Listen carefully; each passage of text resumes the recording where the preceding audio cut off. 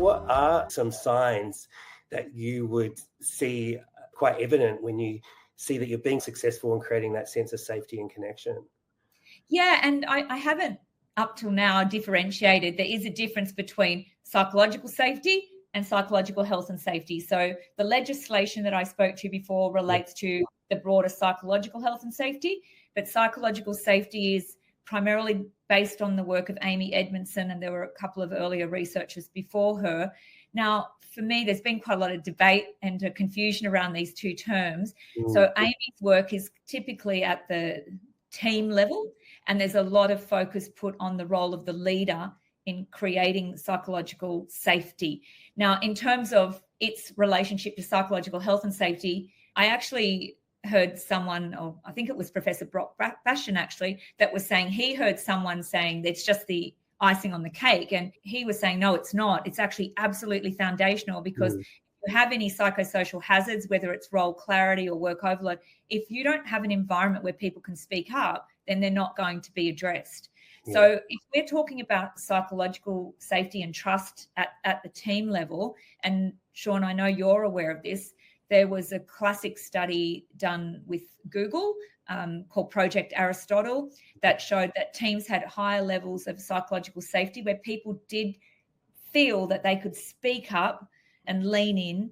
They were greater levels of high performance, so they were higher performing teams, but they had greater levels of innovation and creativity. And that makes sense, doesn't it? Because if it's an environment where you think your ideas are going to be poo-pooed or just squashed flat, then you're not likely to put your ideas forward.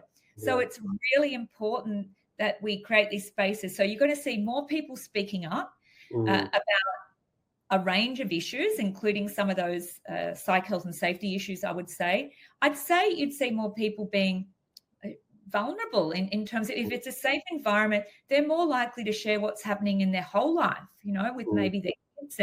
And I know a lot of people I've met over the years are very reluctant because they feel like that's going to be used as weaponry against them, into the future.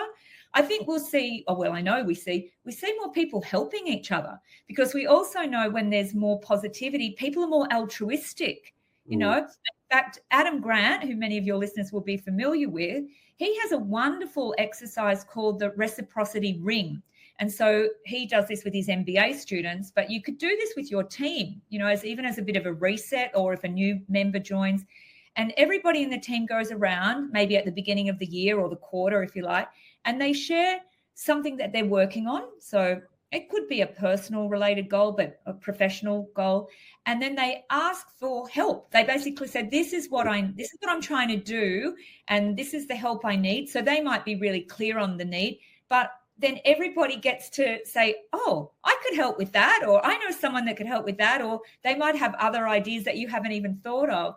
And he just talks about, it's from his book, Give and Take, the more that you can be giving. And so building that working alliance at that team level is the technical term I'd use.